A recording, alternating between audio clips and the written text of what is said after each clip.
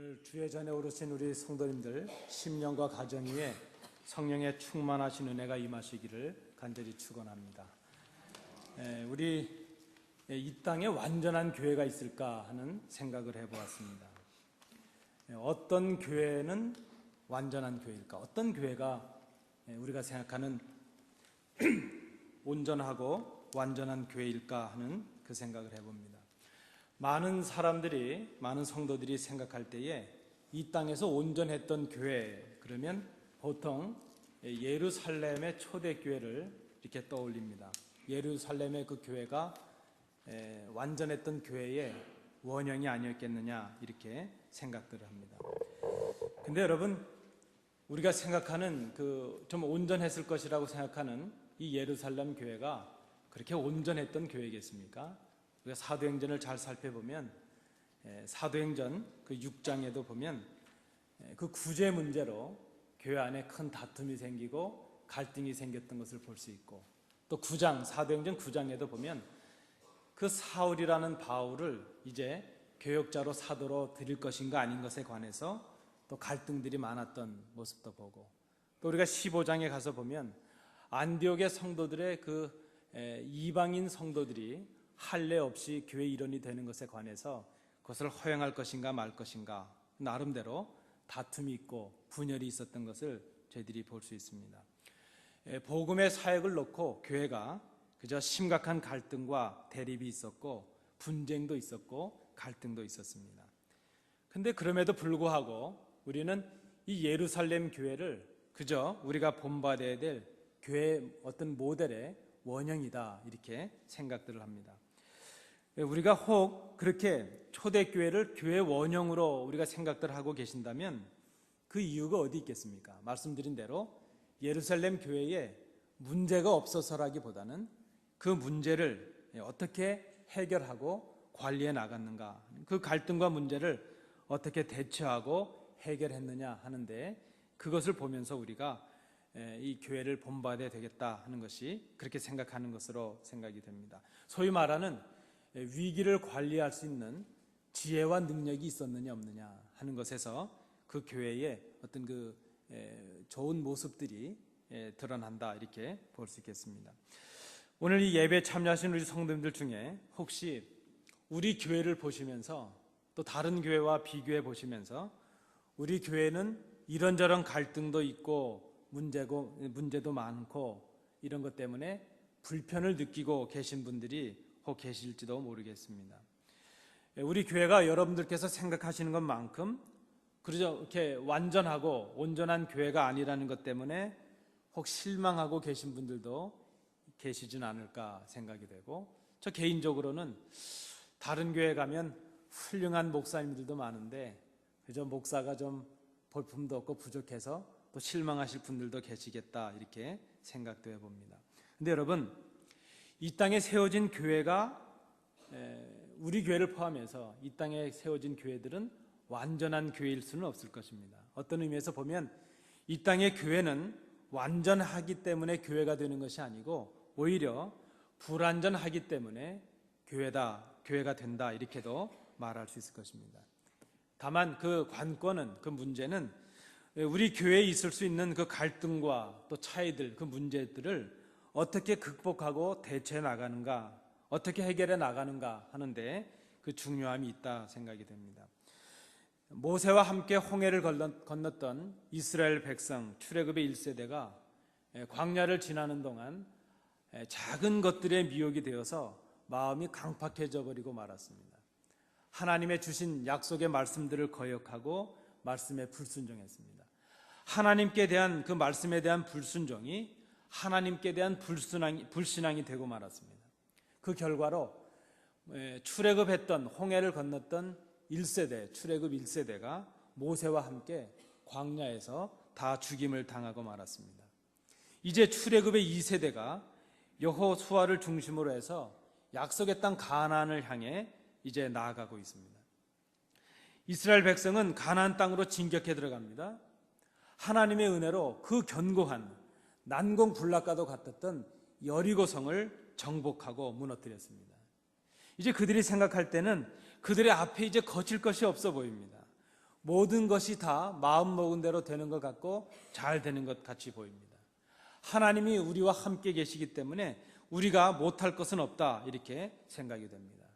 그저 그들의 마음속에 이제 얼마 가지 않으면 이 가나안 족속들을 다 내보내고 그 하나님께서 약속하신 땅을 우리가 다 차지하게 될 것이라, 그렇게 부푼 꿈에 가득 차 있습니다. 근데 여러분 아시는 대로, 그러나 그들은 여리고 성보다도 훨씬 작은 아이성이라는 작은 성 앞에서 처절하게 처참하게 무너지고 맙니다. 여호수아가 아이성으로 정탐꾼들을 보냈습니다. 근데 그들이 돌아와서 하는 보고가 무엇입니까? 여호수아여, 백성들을 다 올라가게 할 필요가 없겠습니다. 오히려 그저 2-3천 명만 올라가서 아이를 치게 하소서. 그들은 소순이 모든 백성을 그리로 보내서 수고할 필요가 없겠습니다. 그렇게 정탐꾼들이 말을 합니다. 이 말을 들은 여호수아가 그들의 말을 신뢰하고 그저 넉넉하게 3천 명에 되는 백성들, 군사들을 아이성을 도모하라고 보냈습니다. 근데 여러분, 결과가 어땠습니까? 모든 백성이 패해서 돌아오고 말았습니다. 아이성 사람들은 소수였지만 이스라엘 군대를 물리쳤습니다. 성경에 보면 그 아이성 전투에서 이스라엘 백성이 36명이 죽임을 당했다고 기록하고 있습니다. 우리가 생각할 때는 아니 수천 명이 싸우는 전쟁에서 그저 수십 명이 죽었다면 그거 뭐 대수롭지 않다, 이렇게 생각할 수 있겠지만, 여러분 기억하십니까? 이스라엘 백성들이 여리고성을 무너뜨릴 때 한 사람의 백성도 죽임을 당하지 않았습니다. 왜 그렇습니까? 여리고성과 싸울 때는 이스라엘 백성이 싸운 것이 아니고 하나님께서 싸우셨기 때문입니다. 그래서 우리가 성경에 나타나는 전쟁은 이스라엘이 백성들이 싸우는 것이 아니고 하나님께서 싸우신다는 의미로 성전이라고 부릅니다. 그런데 이 아이성의 전투에서는 이스라엘 백성들이 하나님과 함께하지 못했습니다. 그저 자기들의 힘으로 생각하고 그 아이성을 얕보고 이제 갔다가 36명이나 죽임을 당하는 그런 처참한 패배를 맛보게 되었다는 것입니다. 이스라엘 백성들의 마음이 이제는 물처럼 녹아내리고 말았습니다. 작은 성의 거민들, 쉽게 생각했던 그 아이성으로부터 큰 패배를 맛보았기 때문입니다. 소수의 군대가 무적이라고 생각했던 하나님의 군대를 무너뜨리게 된 것입니다. 여호수아를 중심으로 새롭게 시작한 출애굽의 새 2세대가 심각한 위기를 맞게 되었습니다. 그들의 사기가 떨어지고 하나님께 대한 믿음이 약해지기 시작했습니다. 여리고 성을 도모할 때만 해도 그들은 하나님이 자기들과 함께 하신다고 생각을 하고 있었습니다. 그러나 이제 이 아이성의 실패를 경험하고 난 이후에 하나님이 자기들을 버리셨구나 생각을 합니다. 그들은 큰 여리고성을 무너뜨렸으면서도 작은 성 아이에서 무참하게 무너지고 말았다는 것입니다. 여러분, 우리가 잘 생각해 보면 실패의 경험보다도 더 중요한 것이 있다면 지금 실패하고 있다는 것을 깨닫는 것입니다.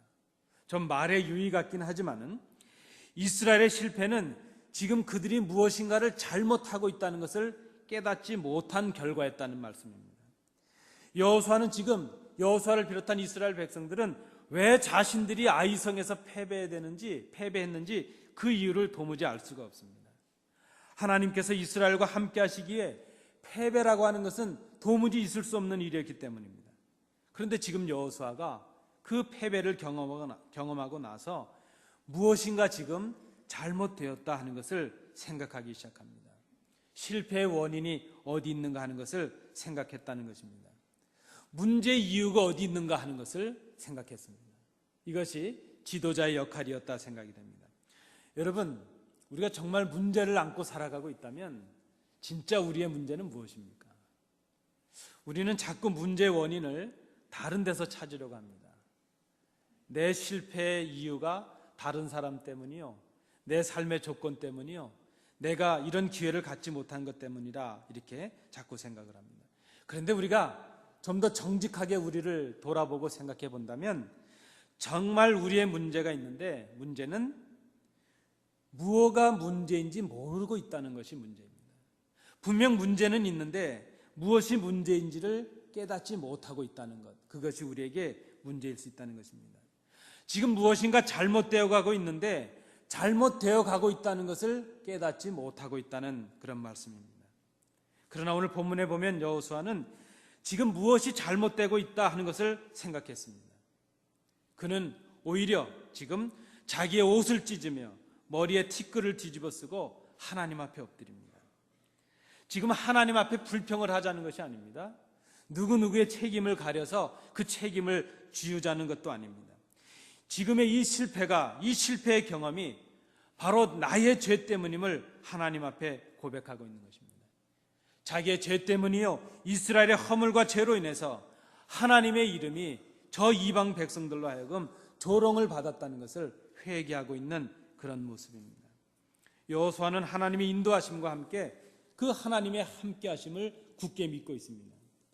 오늘 이 실패와 이 실패로 인해서 하나님의 이름이 더럽혀진 것에 대해서 스스로 하나님 앞에 엎드려서 회개를 하고 있다는 것입니다. 여러분, 우리에게 정말 문제가 있다면 그 문제의 해결점이 어디 있겠습니까? 하나님 앞에 엎드리는 것이 먼저라는 것입니다. 우리의 인간적인 생각으로 문제의 원인을 추적해보고 무엇이 잘못되었는가를 판단하기 전에 하나님 앞에서 내가 무엇을 잘못했는가 하는 것을 깊이 생각하는 것, 이것이 필요하다는 것입니다. 이스라엘은 무엇이 잘못되었는지를 생각하지 못했고 생각도 안 했기에 무엇이 잘못되었는지를 알 수가 없었습니다. 그러나 여호수아는 이스라엘의 장로들을 다 불러 모았습니다. 그들과 함께 생각하기를 시작합니다. 하나님 앞에서 우리가 무엇을 잘못했는가, 이제 내가 무엇을 잘못했는가 하는 것을 알기 위해서 하나님 앞에 기도합니다. 단순히 다음번 전쟁에는 하나님 좀 이기게 해주십시오, 그런 간구를 말하는 것이 아닙니다. 그 실패의 경험을 딛고 그 실패의 경험 속에서 자기 자신들을 돌아보고 자기 자신을 돌아보고 있다는 것입니다. 하나님 앞에서 자기 자신을 정직하게 세우는 것입니다. 자기 자신들을 알기 위해서 기도했고 자기들의 실패의 원인이 무엇인가를 하나님께서 가르쳐 주시기를 위해서 기도했습니다. 여러분, 우리가 살아가다 보면 원하진 않지만 질병에 걸릴 때가 있지 않습니까? 크고 작은 질병들에 걸리게 되는데 우리가 병을 고치기 위해서는 내가 지금 가지고 있는 질병이 무엇인가 하는 것을 정확하게 아는 것이 중요하리라 생각합니다. 그래서 보면 수술을 잘 하시는 외과 의사도 중요하지만 또 어떤 면에서 보면 처음 그 환자들을 진단하고 그 질병을 진단해내는 내과 의사도 중요하다 생각이 됩니다. 다 중요한 분들이죠. 그런데 제 소견에 그 의사 선생님들이 진단하고 수술하는 것보다 더 중요한 것이 있는데 그것은 무엇인가 하면 자신이 병이 걸렸다는 것을 깨닫는 것이지 않겠는가 생각합니다. 내가 지금 몸에 좀 이상이 있구나 하는 것을 깨닫는 것이죠. 자기 자신에게 질병이 있다는 것을, 좀 몸이 이상하다는 것을 깨닫지 못하면 어떤 그 치유와 회복의 치료를 시작할 수도 없지 않겠습니까? 요즘 우리가 소위 말하는 현대병에 있어서 어려움이 있다면 무엇이겠습니까? 우리가 소위 말하는 암이라든지 치명적인 질병들의 그 어려움은 자각 증상이 없다는 거 아니겠습니까? 몸에 이상이 느껴지고 겉으로 이제 몸에 이상이 보여져서 병원에 가면 상당히 이미 늦어졌다는 것이죠. 간암이 그렇고 대부분의 암들이 그렇지 않습니까? 우리가 자각할 수 있는 증상이 거의 없다는 것입니다. 그래서 어떤 의미에서 보면 몸이 이상하다는 것을 예민하게 느끼는 것, 그것이 건강의 첫 출발이 될 수도 있겠다 생각이 됩니다. 그래서 요즘은 그런 말도 나오지 않습니까? 예방의학, 이런 말이 있지 않습니까? 질병에 걸리는 것보다도 미리 그 질병을 예방하는 것이 중요하다는 그런 의미로 볼 수 있을 것입니다. 문제를 정확하게 알지 못하면 치료와 회복의 역사를 우리가 시작할 수 없을 것입니다. 그런데 여러분, 우리의 문제를 우리가 어디서 잘 알 수 있겠습니까? 오늘 본문을 통해서 볼 때에 우리의 문제를 바로 깨달을 수 있는 방법은 하나님 앞에 엎드릴 때에 하나님께서 우리에게 지혜를 주셔서 깨닫게 하실 때에 우리 문제를 바로 깨달을 수 있다는 그런 말씀입니다. 오늘 본문에 보면 여호수아는 무엇이 잘못되었는지를 알기를 원했습니다. 이스라엘 백성들에게 무엇이 잘못되었는가 하는 것을 깨닫기를 원했습니다. 그리고 하나님 앞에 엎드려서 간구했습니다. 하나님께서 오늘 본문 11절 12절에 이제 무엇이 잘못되었는가 하는 것을 자상하게 말씀해 주셨습니다. 우리 11절 12절을 함께 봉독해 보시겠습니다. 이스라엘이 범죄하여 내가 그들에게 명한 나의 언약을 어기었나니 곧 그들이 바친 물건을 취하고 도적하고 사기하여 자기 기구 가운데 두었느니라. 12절 1절도 함께 읽겠습니다. 그러므로 이스라엘 자손들이 자기 대적을 능히 당치 못하고 그 앞에서 돌아섰나니 이는 자기도 바친 것이 됨이라. 그 바친 것을 너희 중에서 멸하지 아니하면 내가 다시는 너희와 함께 있지 아니하리라. 하나님께서 여리고 성을 이기게 하실 때에 주신 명령이 있었습니다. 6장 17절 18절 말씀해 보시면 이 성과 그 가운데 모든 물건은 여호와께 바치되 기생을 아합과 무릇 그 집에 동거하는 자는 살리라. 이는 그가 우리의 보낸 사자를 숨겼음이니라. 너희는 바칠 물건을 스스로 삼가라. 너희가 그것을 바친 후에 그 바친 어느 것이든지 취하면 이스라엘 진으로 받침이 되어 화를 당케 할까 두려워하노라. 하나님께서 주신 명령이 있었습니다. 이스라엘에게 문제가 있었습니다. 하나님께서 깨닫게 하신 이스라엘의 문제가 무엇입니까? 하나님이 진멸하라 명령하셨던 그 전림품, 하나님의 것으로 정해놓은 그 하나님의 물건에 이스라엘 백성들이 손을 댔다는 그런 말씀입니다. 그 자체는 하나님의 말씀과 하나님의 명령을 어긴 것이 되었습니다. 출애굽했던 1세대 출애굽했던 1세대 이스라엘 백성들이 애굽에서 홍해를 건넜으면서도 가나안을 앞에 두고 광야에서 죽임을 당한 이유가 무엇이었습니까? 하나님의 주신 말씀을 불순종했기 때문이었습니다. 물건을 얼마만큼 훔쳤느냐 그 문제가 아니라 그렇게 하지 말라고 명하신 하나님의 말씀을 어겼다는 것, 그것이 바로 문제였습니다. 하나님의 것을 내 것으로 삼은 것이 문제였습니다. 하나님이 구별하신 하나님의 것을 내 것으로 도둑질한 것이 문제였습니다. 하나님의 것을 드리지 않은 것이 하나님의 것을 도둑질한 것이 되고 말았습니다.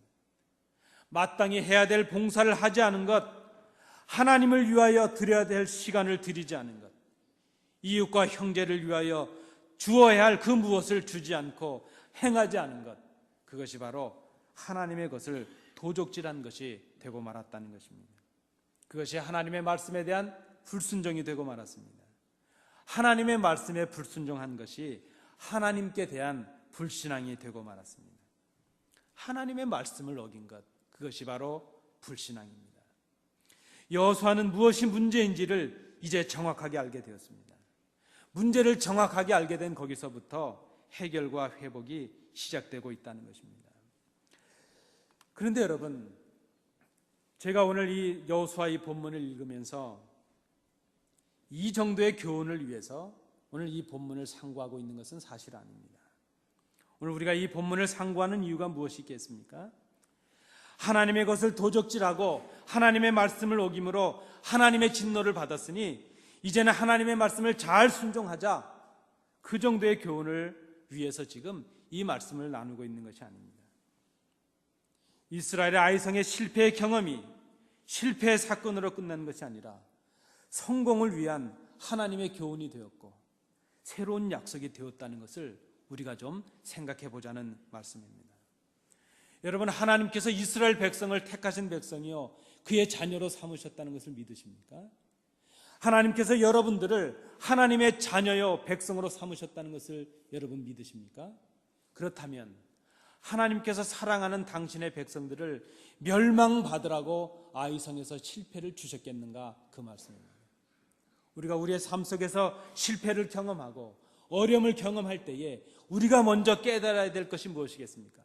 아, 하나님이 나를 버리셨구나, 나를 멸망하라고 이렇게 어려움을 주시는구나, 이런 실패와 고난을 주시는구나, 그렇게 깨달을 것이 아니라 우리가 경험하는 실패의 경험이 새로운 성공으로 이끄시기 위한 하나님의 사랑의 회초리인 것을 우리가 기억해야 되지 않겠는가 하는 그런 말씀입니다.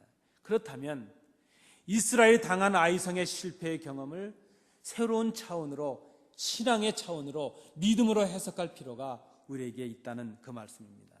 오늘 그 말씀을 위해서 우리가 이 본문을 나누고 있습니다. 여러분, 우리는 많은 실패 속에서 살아가고 있습니다. 우리 오늘 기도하신 장로님께서도 우리가 당하는, 성도들이 당하는 고난과 고통에 대해서 기도해 주셨지만 우리는 많은 실패와 고난을 경험하고 살아가고 있습니다.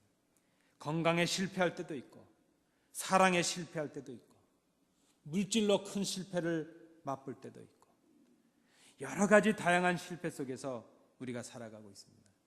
그런데 여러분, 이스라엘 백성이 아이성에서 실패했다는 것이 문제가 아니고 그 다음에 이스라엘이 어떻게 했는가 하는 것을 우리가 배우자는 그 말씀입니다.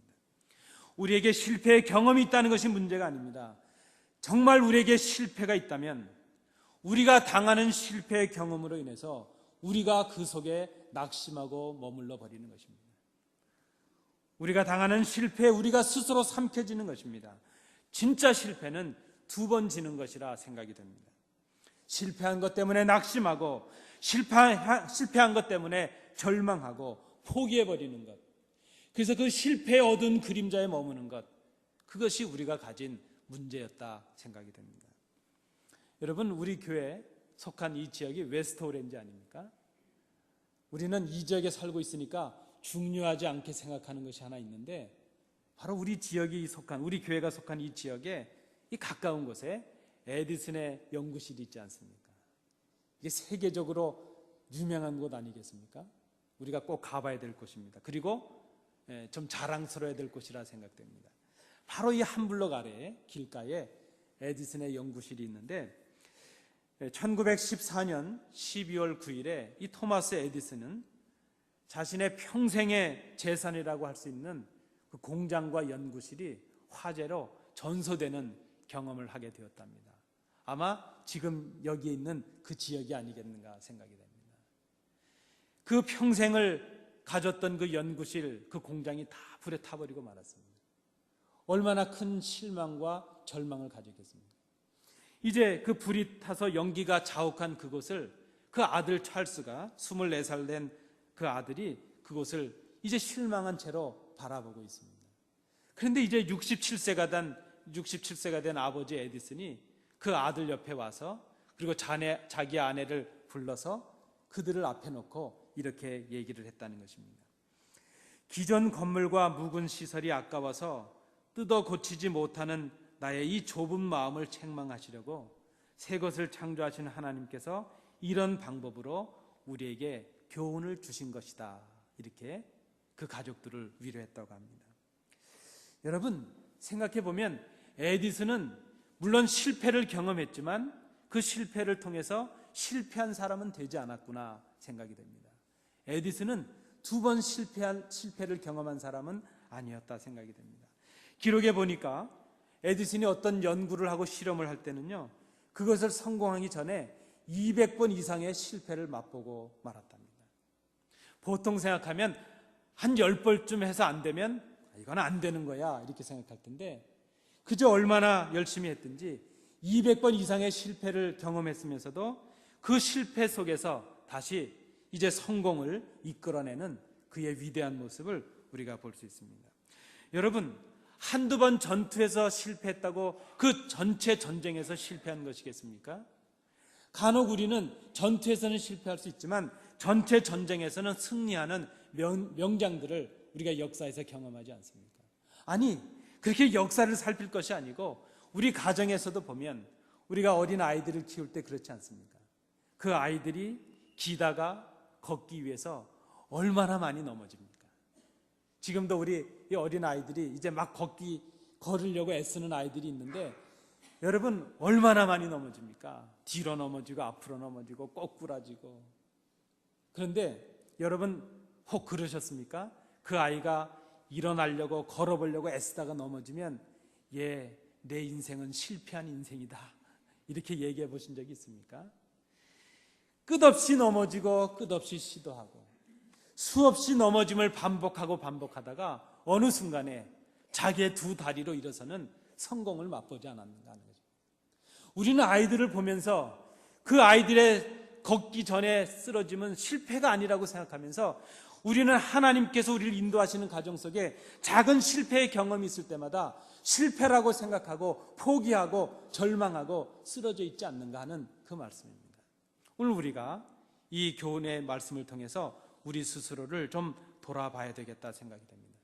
우리가 늘 경험하고 있는 작은 실패의 경험들이 있다고 해서 우리의 인생이 실패하는 것이 아니라는 것입니다. 하나님께서 우리를 그렇게 버려두지 않는다는 것입니다. 하나님께서 하나밖에 없는 아들을 우리를 위해서 죽이시기까지 사랑하신 바 된 우리 자녀된 우리라면 우리가 경험하고 있는 실패의 작은 경험들 속에서 우리가 영 실패자로 낙오자로 남겨지는 것을 하나님께서 허락하시지 않는다는 것을 우리가 믿어야 될 것입니다. 우리가 경험하고 있는 작은 실패의 경험들이 오히려 하나님께서 약속해 주신 큰 성공을 위해 나아가는 좋은 교훈이 되고 좋은 보약이 된다는 것을 우리가 믿어야 될 것입니다. 우리에게 이제 남겨진 그 과제가 있다면 우리가 이 실패의 경험들 속에서 그 실패를 딛고 성공으로 나아가기 위해서 진정한 회복을 위해서 무엇을 해야 할 것인가 하는 것을 생각해 보는 것입니다. 우리는 여러분 경험하신 대로 많은 실패를 경험하고 있습니다. 지금도 이루 말할 수 없는 고통과 아픔을 가지고 이 자리에 오르신 우리 성도님들도 계실 것입니다. 지금 이스라엘은 아이성의 실패를 경험하고 있습니다. 그 아이성의 실패를 가지고 어떻게 이 실패를 극복할 것인가, 어떻게 이 실패의 경험을 가지고 성공으로 이끄시는 하나님의 약속 앞으로 나갈 것인가, 그것을 지금 새롭게 도모하고 있다는 것입니다. 우리가 그것을 배우자는 것입니다.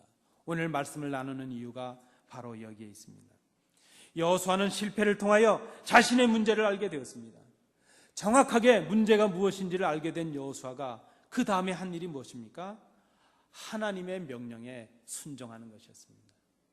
여러분, 우리가 실패를 경험하고 있다면 그 실패의 인간적인 원인들을 찾아보고 우리의 힘을 더 키우려고 노력하기 전에 우리의 실패의 경험 속에서 우리가 먼저 해야 될 것이 무엇입니까?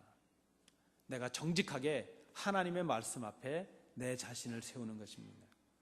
회복의 길은 하나님의 말씀에 순종하는 데 있습니다. 하나님의 명령이 무엇입니까? 오늘 13절은 이렇게 말씀하고 있습니다.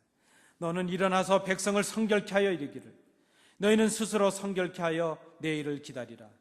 이스라엘의 하나님 여호와의 말씀에 이스라엘아 너희 중에 바친 물건이 있나니 내가 그 바친 물건을 너희 중에서 제하기 전에는 너의 대적을 당치 못하리라. 첫째는 일어나라 하는 말씀입니다. 이 단어에 일어나라 하는 이 말의 의미는 강하고 담대하라 하는 의미를 담고 있습니다. 어떤 의미겠습니까? 아이성의 실패를 경험했습니다. 절망을 맛보고 있습니다. 그럼에도 불구하고 그 실패의 경험 속에서 일어나라 하는 주님의 명령입니다. 부탁이 아니고 명령입니다. 일어나라 하는 말씀입니다. 적극적으로 문제를 대처하고 그 실망의 실패의 경험 속에서 하나님의 약속을 기억하고 일어나라는 것입니다. 하나님의 약속을 새롭게 깨달으라는 그런 말씀입니다. 지체하지 말고 문제 해결을 위하여 이제 무엇인가를 하나님 앞에서 시작하라는 권면의 말씀입니다. 두 번째는 무엇입니까? 이스라엘 백성을 성결케 하라는 말씀입니다. 백성을 성결케 하라는 이 구체적인 말씀은 범죄한 사람들을 가려내라 하는 그런 의미의 말씀입니다. 하나님의 말씀에 따라 여호수아는 범죄한 사람을 가려내었습니다. 공동체 안에서 이것은 참으로 어려운 일입니다. 그러나 그렇게 함으로 인해서 이스라엘의 하나님 앞에서의 성결을 이루고 있는 것입니다. 한 사람 아간이 성결하지 못했습니다. 한 사람이 하나님의 말씀을 어겼습니다. 그것이 바로 이스라엘 온 백성들의 온 교회의 성결치 못함이 되고 말았습니다. 우리 현대 교회들이 가지는 문제가 있다고 생각이 됩니다.